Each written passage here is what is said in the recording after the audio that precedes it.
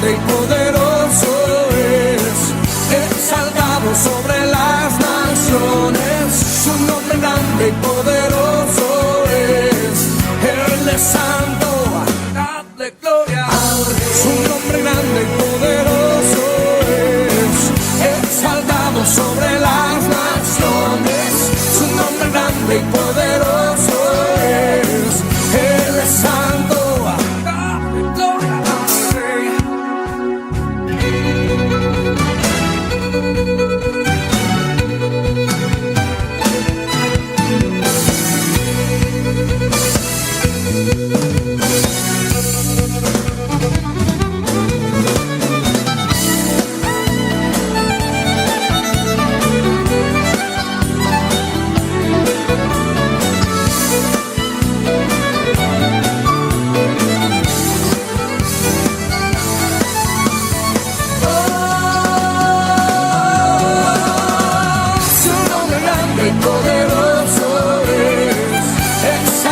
Sobre las naciones, su nombre grande y poderoso es, Él es santo, dale gloria al Rey. Su nombre grande y poderoso es, exaltado sobre las naciones.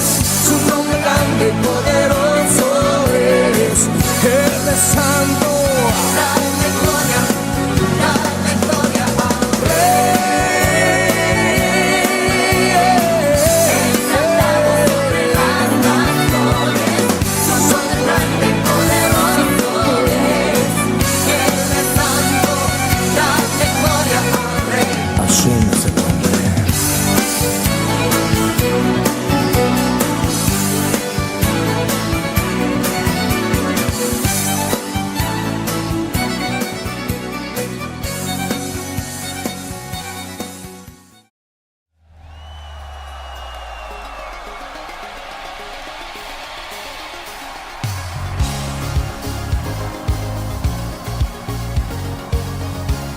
¿Dónde está el pueblo libre?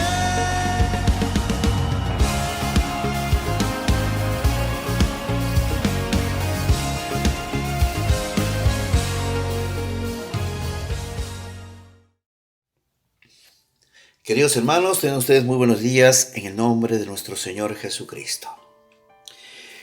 Y hoy vamos a hablar sobre las 7 palabras que el Señor dijo en la cruz, pero antes los invito a inclinar su rostro para hacer una oración. Y vamos a decir gracias te damos, Señor, por este día y este tiempo. Y te pedimos que tú, Señor, nos guíes también hoy a través de tu palabra para que nosotros podamos ser esos verdaderos hijos que tú quieres que seamos. Y todo esto, Padre, te lo pedimos en el nombre de tu Hijo Jesús. Amén.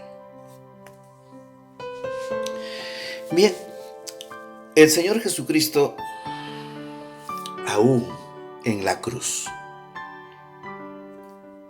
comienza a dar testimonio del amor que nos tiene a todos nosotros y el amor que tiene con el Padre. Y la primera palabra está en Lucas capítulo 28, versículo 34, y dice lo siguiente: Padre, perdónalos porque no saben lo que hacen. Aquí podemos ver la misericordia que tiene el Señor. Él está crucificado, está golpeado, había sido vituperado. Había pasado momentos demasiado difíciles, pero aún así Él está hablando con el Padre y dice: Padre, perdónalos porque no saben lo que hacen. Comienza a interceder por lo que todas las personas que le habían hecho mal. Y si recordamos un poco, una de aquellas fue Pilatos, quien lo condenó para ser crucificado, a Judas, que lo traicionó, a los líderes religiosos que siempre estaban en contra de lo que él decía. Estaba orando y pidiendo por el pueblo también en general, que lo habían rechazado, porque este pueblo estaba guiado por ciegos religiosos. Y esta oración, pues justamente llega hasta nuestra época. porque a veces muchos hijos de Dios no saben lo que hacen. Pero la palabra que el Señor dice, perdónalos, está hablando del perdón. Y el perdón es algo que todo hijo de Dios debe tener presente. Y eso significa que debe perdonar. El ejemplo que da el Señor Jesucristo en la cruz sobre el perdón es un testimonio genuino. Él había sufrido, le habían hecho mucho daño y aún así Él perdona. El perdón es algo muy importante en la vida cristiana. ¿Sabes perdonar a tu hermano? ¿Sabes perdonar a la familia que te hizo daño? ¿Sabes perdonarte a ti mismo? ¿Sabes pedir perdón a Dios? Pues aún en esta palabra el Señor nos enseña que debemos perdonar. Cuando vamos a la segunda palabra, y eso está en Lucas capítulo 23, versículo 43. De cierto te digo que hoy estarás conmigo en el paraíso. El Señor está crucificado, pero está con dos personas al lado, que son dos malhechores, son personas que habían hecho mucho daño y eran personas conocidas, y es por eso que estaban en esa cruz. Porque solamente las personas que habían hecho demasiado mal estaban en esa cruz. Y la palabra dice que uno de aquellos malhechores le dice al Señor que se salve a sí mismo. Y dice, ¿por qué no te salvas tú mismo? Y de paso, pues nos salvas a nosotros. Y es aquí cuando el otro malhechor lo reprende y le dice, este hombre no ha hecho nada, no es culpable de nada. Y acá sucede algo que es muy importante, y se dirige a Jesús y le dice, acuérdate de mí cuando vengas en tu reino. Algo pasó en aquel corazón de este hombre. Reconoció quién era el Señor Jesucristo. Es un hombre que se arrepiente y reconoce al Señor. Muy diferente al otro malhechor que tenía pues un corazón totalmente endurecido. Y Jesús le dice a este hombre que le dice, acuérdate de mí cuando vengas en tu reino. Y Jesús le dice, de cierto te digo que hoy estarás conmigo en el paraíso.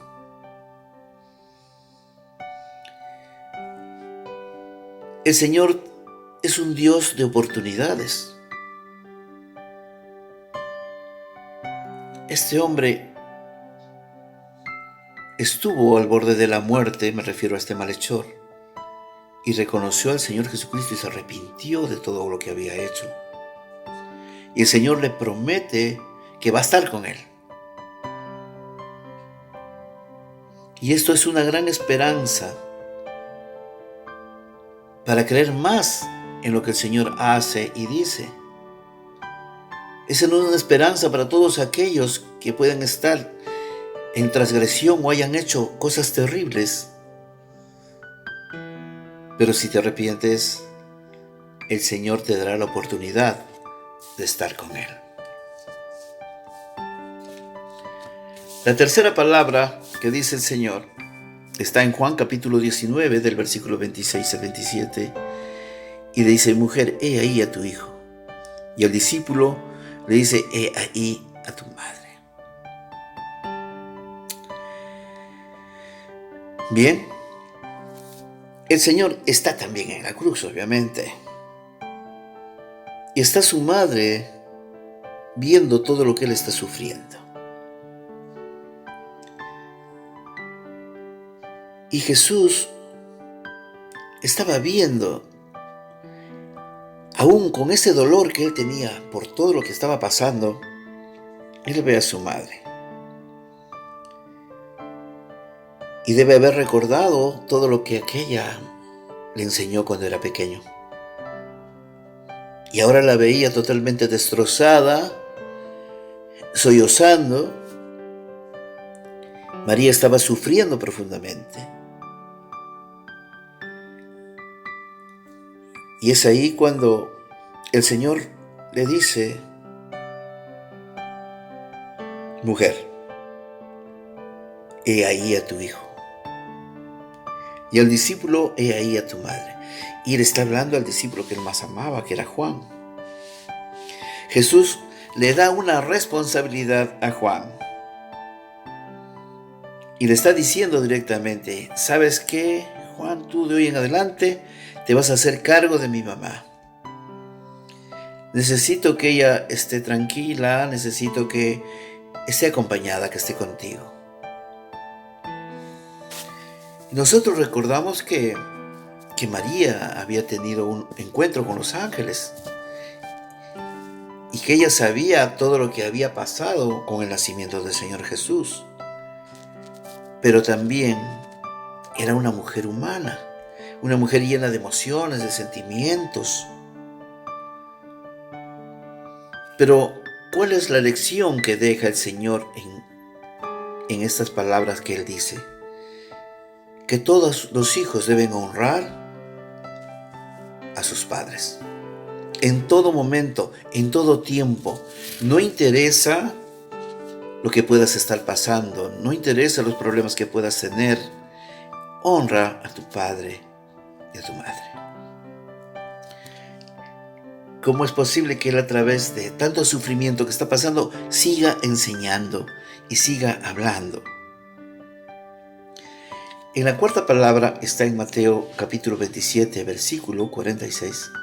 Dice que cerca a la hora novena Jesús clamó a gran voz diciendo: Elí, Elí, lama sabatani. Esto es: Dios mío, ¿por qué me has desamparado? Recordemos que el Señor Jesucristo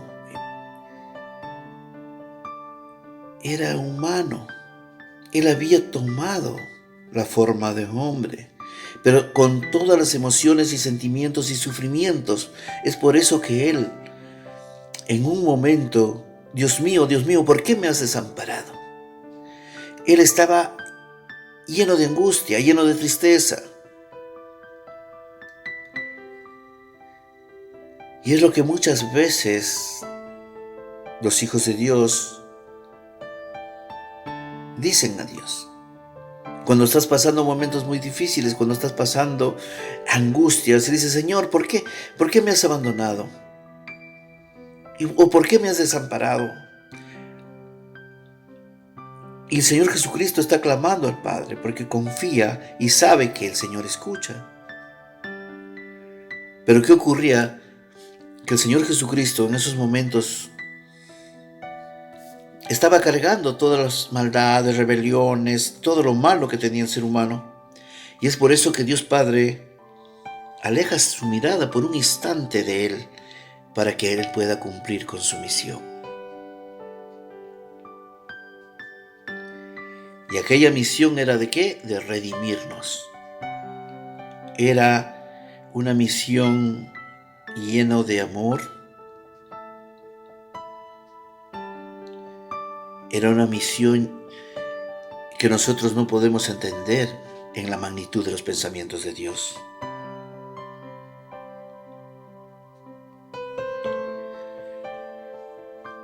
Muchas veces pasamos momentos muy difíciles, ¿verdad? Y que parece que el Señor no está ahí. Pero la diferencia es que el Padre siempre, y el Señor Jesucristo está siempre presente en cada necesidad, en cada situación que podamos pasar. En la quinta palabra, y eso está en Juan capítulo 19, versículo 28, el Señor dice: tengo sed. Ya el Señor había pasado por un proceso demasiado difícil, de dolor, de castigo. Él estaba totalmente deshidratado. Tenía una sed angustiosa. Y la sed es uno de los necesidades más grandes que tiene una persona. cuando necesita tomar agua. Y cuando recordamos, cuando el Señor habla con la mujer samaritana, ¿recuerdan? Eso está en Juan capítulo 4. Y Él está sentado en el pozo de Jacob. Y al acercarse a Él, una mujer de Samaria le pide de beber agua. Y ella le dice, ¿cómo tú siendo judío me pides que te dé agua? Y ella le dice esto porque los samaritanos no podían verse, pues entre ellos no había una buena relación.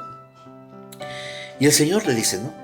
Si conocieras el don de Dios y quién es el que te pide y dice, dame de beber, tú le pedirías y Él te daría agua viva. Y Jesús dice, el que bebiere del agua que yo le daré no tendrá nunca más sed y te inundirá con ríos de agua viva. Y aquel Jesús, que es la fuente de vida, estaba pidiendo agua.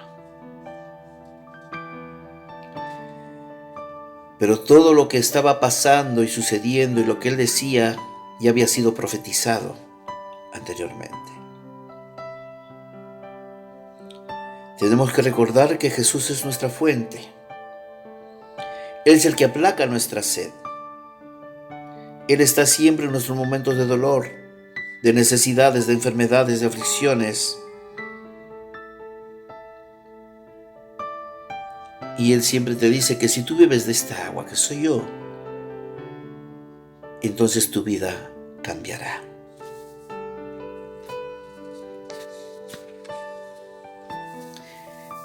Vamos a la sexta palabra. Y eso está en Juan capítulo 19, versículo 30. Y dice, consumado es.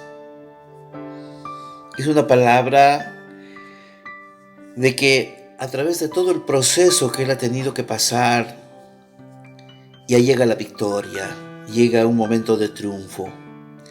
Justo Jesús ya estaba a pocos segundos de terminar la misión que Él tenía que cumplir en la tierra. Porque Él había venido a cumplir una misión. Y la palabra del Señor siempre decía, yo no busco mi voluntad, sino de aquel que me envió. Y también decía, mi alimento es hacer la voluntad de mi Padre.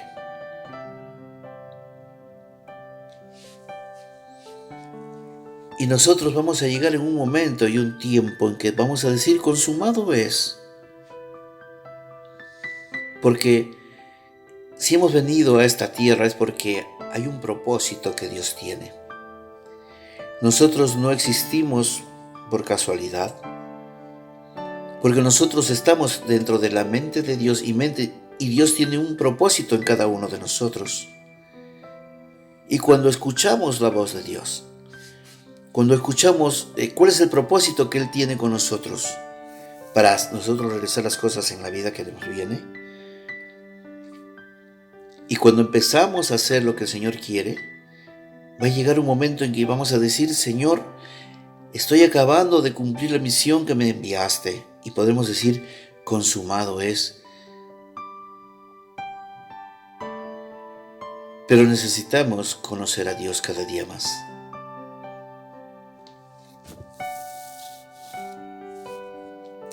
Y la séptima palabra, que está en Lucas capítulo 23, versículo 46, dice, Padre, en tus manos encomiendo mi espíritu.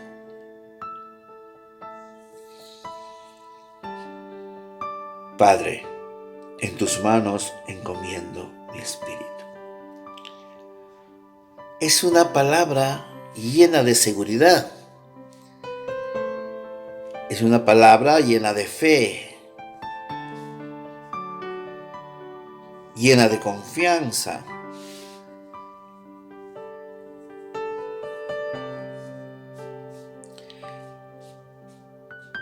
Padre, en tus manos encomiendo mi espíritu. En ese momento, Él debe haber sentido una gran paz. en el momento que Él termina y expira. Debe haber tenido una paz enorme. Imaginémonos nosotros que estemos pasando un momento de angustia y de repente ya estamos al borde de la muerte. Y como amamos a Dios en sobremanera y tenemos fe y hemos estado en sus caminos, y le decimos: Señor, mi vida te la pongo en tus manos. En tus manos encomiendo mi espíritu. Y posiblemente va a haber una gran paz y una gran tranquilidad, porque estamos poniendo nuestra vida en Dios. Estamos poniendo nuestra vida en quien nos formó, en quien nos hizo. Y debe ser algo muy hermoso aquello. El Señor, la última palabra: Padre, en tus manos encomiendo mi espíritu. Y el Señor, ¿qué ha dicho? Que nosotros debemos seguir sus pasos, que nosotros debemos cargar nuestra cruz con Él.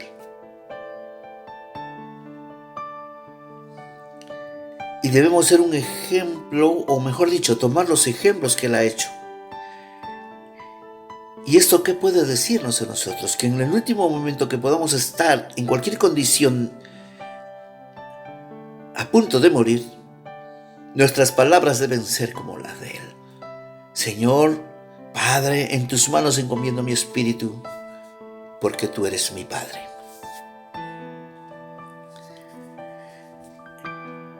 Por eso la palabra es maravillosa. No podemos ver la palabra en una forma externa a lo que Él ha pasado, y no solamente eso, sino ver en sus actitudes y sus acciones y sus palabras lo que nos enseña a través de lo que Él experimentó. Y vamos al versículo 47. Dice: cuando el centurión vio lo que había ocurrido, comenzó a glorificar a Dios diciendo: ciertamente este era un hombre justo. Pues el centurión había visto cómo se había comportado Jesús, pues en medio de tantas pruebas, en medio de tanto dolor, en medio de tantas burlas. Y esta palabra que el Señor expresó en su último momento hizo que se transformara el corazón de aquel hombre, y reconoce y también se arrepiente. Y en el versículo 48 dice: y toda la multitud que se había reunido para ver un espectáculo, porque para ellos era un espectáculo ver a la gente morir de esa forma. Después de observar lo ocurrido, comenzó a regresar golpeándose el pecho. Se sentían culpables, muchos se sentirían arrepentidos y otros tendrían temor a lo que va a venir después de todo esto. Y en el verso 49 dice que pero todos sus conocidos, o sea, incluidas las mujeres que le habían seguido desde Galilea, estaban de pie a distancia mirando todas estas cosas. Queridos hermanos, cuando leamos la palabra del Señor, siempre que venga el discernimiento que el Espíritu te da. Y el Señor te va a revelar muchas cosas, porque es algo muy personal, una relación que tiene un hijo de Dios con el Señor. Es algo muy personal, muy particular. El Señor no habla a todos de la misma manera. Y es por eso que les recomiendo que siempre estén en oración, que siempre estén tratando de escuchar la voz de Dios. Inclinemos nuestros rostros. Padre mío, gracias te damos hoy por tu palabra. Gracias porque tú siempre estás instruyéndonos y nos das fortalecimiento interno y nos das paz en nuestro corazón. Gracias por todo lo que nos has hecho pensar cuando estábamos leyendo tu palabra. Te amamos, Padre mío, y te damos las gracias por todo lo que haces en nuestras vidas. Y te pedimos y también intercedemos, Señor, por todas las personas sufrientes. Y te pedimos que día a día cambies nuestras vidas para bien. Y todo esto, Padre, te lo pedimos en el nombre de tu Hijo Jesús. Amén. Queridos hermanos, me despido de ustedes con un fuerte abrazo y que Dios me los bendiga ricamente.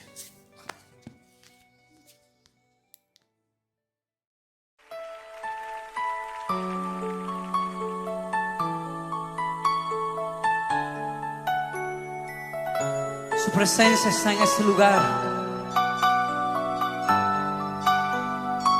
Este es tiempo para humillarnos ante ti, Señor. Reconocemos la gloria y majestad de tu presencia, Señor.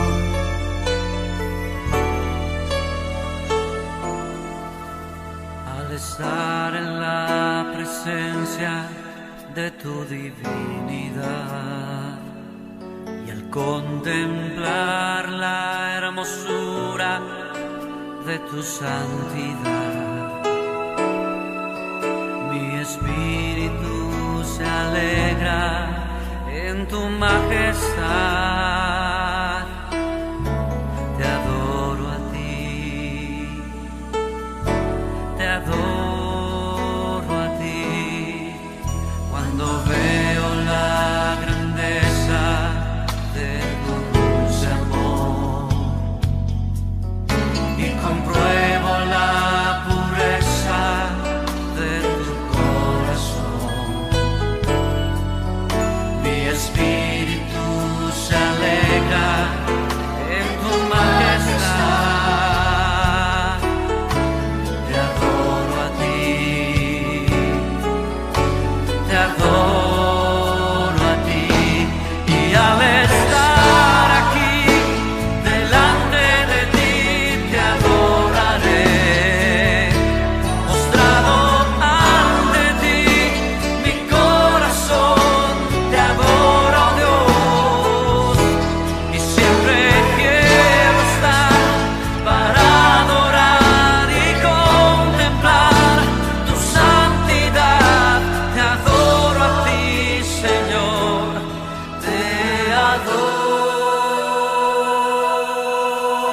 a ti.